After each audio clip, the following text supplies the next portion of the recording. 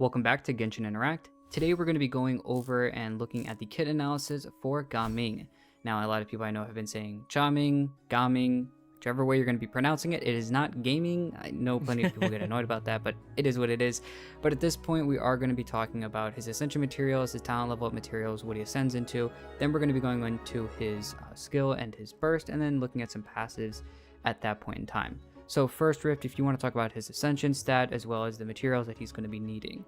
Yeah, for sure. So we do see right off the bat, he does scale into attack percent, just kind of like Xianyun. Now, this doesn't mean he's going to be healing based on attack. We'll talk about his healing later. He actually does have some self-healing in his kit and whatnot. But looking at his materials and everything you'll need to know for actually leveling him up, he does take the leeway specialty of Star Conchs. It's the same thing that Child and Yelan take. So you want to collect the areas around Yaoguang Shoal and a lot of those beach areas along Leeway. Also, he's going to be taking the slime secretions, slime, all the slime materials that the slimes drop.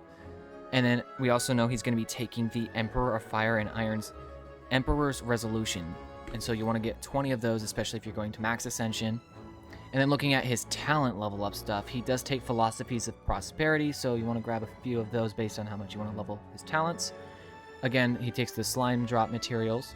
And then for his weekly boss material, he will be taking the Lightless Mass, which you can get from the All-Devouring Narwhal in Fontaine.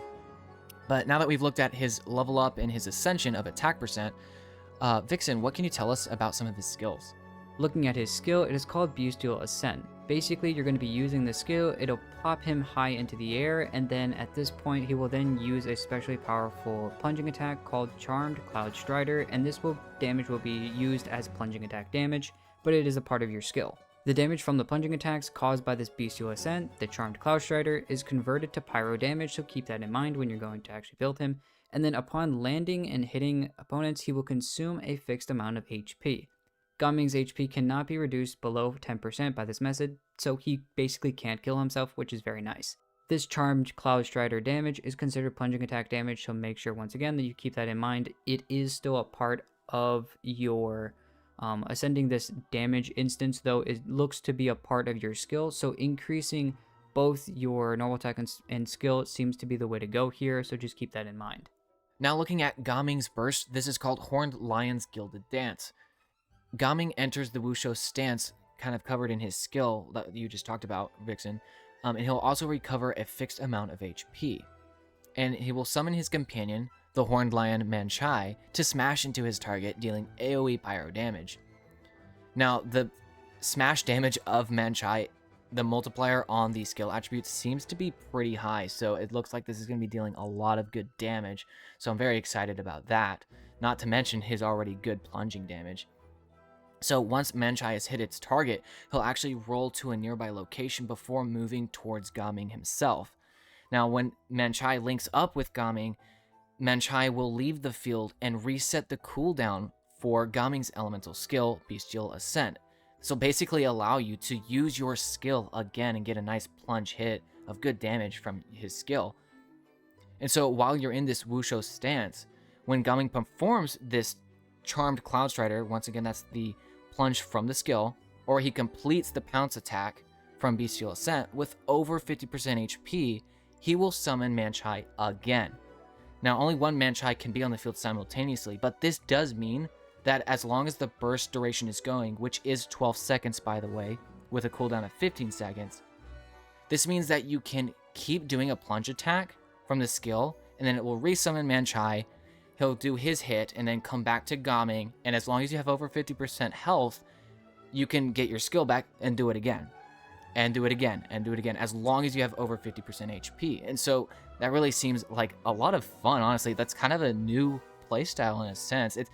I guess you could say the most similar character to that is Xiao, just because the plunge attack over and over and like being the main form of damage for the character, but that's still very different with having to, add this new mechanic basically, because Xiao is just plunge over and over. You just kind of, you press your Q or you press your burst with Xiao, and then you kind of just jump and press your attack button without thinking and just slaughter everything. But this kind of has more of a mechanic to it, so it's going to be interesting to play and kind of fun to play. I'm really excited about this character, really, for that. So once again, it's got a great damage multiplier on that, so it's going to deal a lot of damage. I'm talking about Manchai, that is. He's got a really good damage hit. And then also the healing you get from the skill that Vixen was just talking about earlier is actually going to be higher. So when you use this burst, you enter the Wusho stance and you recover a fixed amount of HP.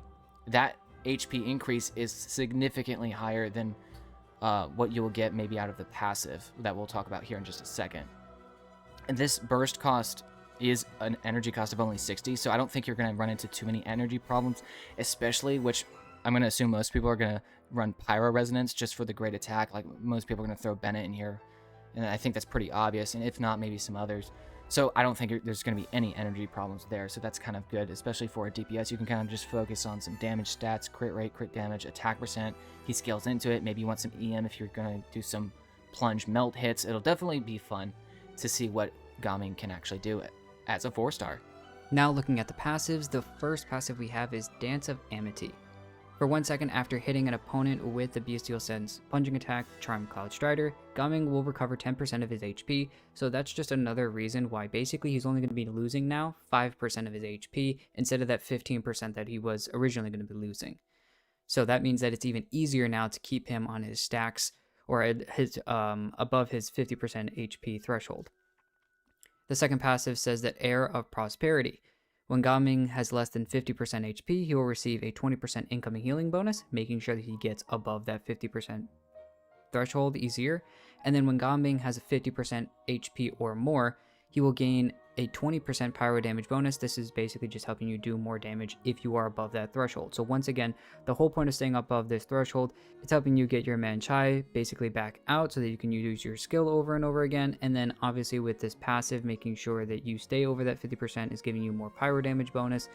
Never mind that it's already easier after hitting an opponent to get 10% more HP, than you actually get. So everything about his kit is basically staying above that 50% HP threshold. At the same time, he almost helps himself doing that, with almost without a healer sometimes.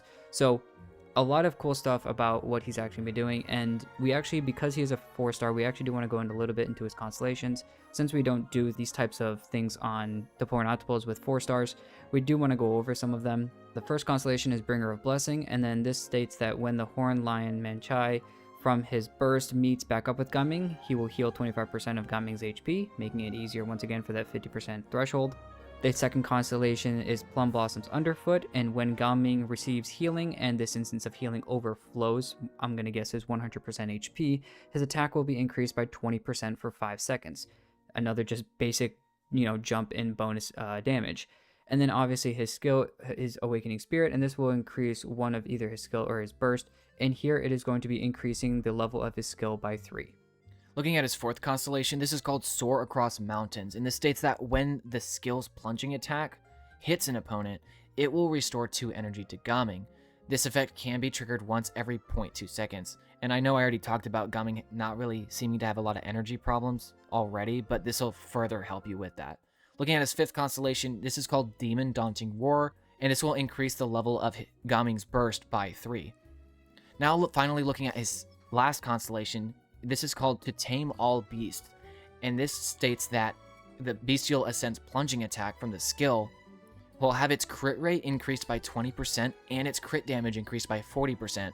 And also, on top of that, its attack radius will also be increased, so you'll be able to hit a lot more opponents probably with this, on top of just a nice, solid damage increase. So overall, for a 4-star, looks very solid, and honestly, some of those feel pretty good. That first one looks really good.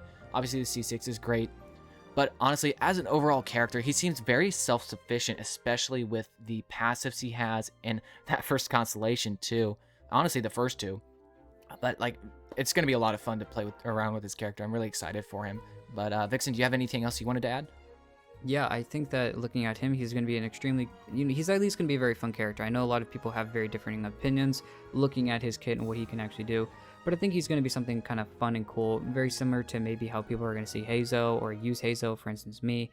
And, for people like me that are also going on Cloud Retainer's banner, I think getting extra cons of him, as well as possibly even getting a free, 4-star of him through one of the events in the Lantern Rhino, just choosing him, easy way to get some constellations, as well as wishing and getting some constellations there is going to make just maybe some more fun to have another 4-star that you can just kind of have fun with, throw around, and just be able to do some different stuff with.